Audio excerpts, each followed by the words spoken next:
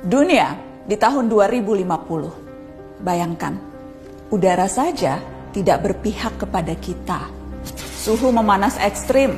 Sebagian orang terpaksa mendekam setiap hari di ruang ber-AC dengan handuk basah menyeka wajah. Mata terus berair. Dan kita hanya dapat tertidur di setiap subuh karena cuma itu waktu yang cukup sejuk. Di luar tembok rumah kita, peningkatan suhu menyebabkan kekeringan parah di banyak belahan dunia. Hanya orang kaya yang bisa membayar air. Keran-keran di tempat publik dikunci. Hutan-hutan terbakar. 2 miliar orang berhadapan langsung dengan suhu yang bisa meroket sampai 60 derajat Celcius. Titik panas di mana tubuh manusia tak dapat bertahan lebih dari 6 jam. 2050, permukaan laut naik drastis menyebabkan badai ekstrim. Kota-kota pesisir tersapu pasang dan banjir menewaskan ribuan dan menggusur jutaan orang. Beberapa kota terpadat di dunia tenggelam, termasuk Alexandria, Kairo, Mumbai, Shanghai, Bangkok, dan tentu saja Jakarta. Orang-orang harus mengungsi ke tempat yang lebih tinggi.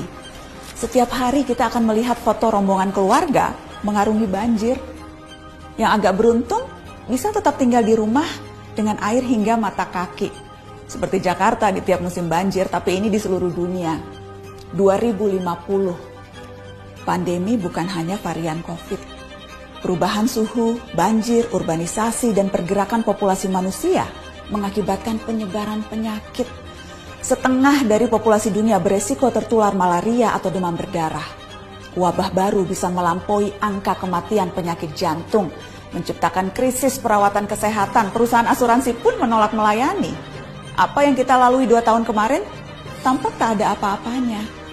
2050, kelaparan merajalela. Populasi dunia meningkat sampai 9 miliar jiwa, walau tingkat kesuburan manusia menurun. Terlalu banyak mulut harus diberi makan, sementara dunia kekurangan air dan lahan yang bisa digarap. Bahan makanan akan semakin mahal, jumlah orang kurang gizi di dunia pun terus meningkat. Sementara bantuan logistik, kalaupun ada, pasti tiba terlambat karena terhambat bencana di mana-mana. 2050, hubungan internasional tak lagi akur. Setiap negara menjadi egois dan saling curiga. Perdagangan global macet karena negara-negara berhenti mengekspor dan memilih mempertahankan sumber daya mereka sendiri. Padahal jutaan orang butuh bermigrasi. Tapi banyak negara lockdown dan menjaga perbatasan dengan tentara. Sedikit kesalahpahaman akan menciptakan perang. Dan seperti biasanya, netizen lalu memperuncing keadaan dengan memenuhi media sosial dengan teori konspirasi dan video-video propaganda. Teman-teman, meski terdengar seperti naskah disaster movie, itu tadi tidak mengada-ngada, menghayal atau menakut-nakuti. Semua gambaran itu berbasis pada penelitian dan data-data saintifik.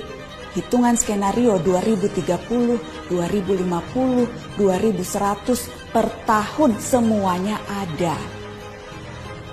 Isu ini bahkan telah mempertemukan para pemimpin dunia, tak terkecuali Indonesia. Kemarin Presiden Jokowi hadir dalam KTT COP26, sebuah forum tingkat tinggi yang diikuti 197 negara. Mereka membicarakan masa depan, rencana untuk menghalangi skenario-skenario tadi terwujud. Memang sulit, karena masing-masing negara punya kepentingannya sendiri. Akan ada tarik ulur yang berbelit-belit, tapi kesepakatan harus dilaksanakan. Dunia harus melakukan pengurangan karbon secara progresif, mencapai target 0 emisi segera.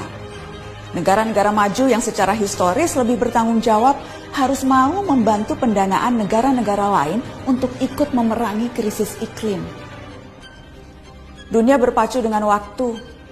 Gelisah tidak akan menghalangi 2050 sampai di kalender kita. Kita harus serius mempelajari isu ini, termasuk mengawal kebijakan dan langkah-langkah pemerintah. Sorotan terhadap COP26 menegaskan Indonesia selama tinggal di planet yang sama tidak terbebas dari resiko maupun tanggung jawab. Ada yang bisa kita lakukan sebagai individu, tentu saja itu perlu. Namun rangkaian kebijakan negara yang berdampak signifikan, itu yang paling kita butuhkan, segera. Kita tak bisa memilih planet, tapi masa depan bisa.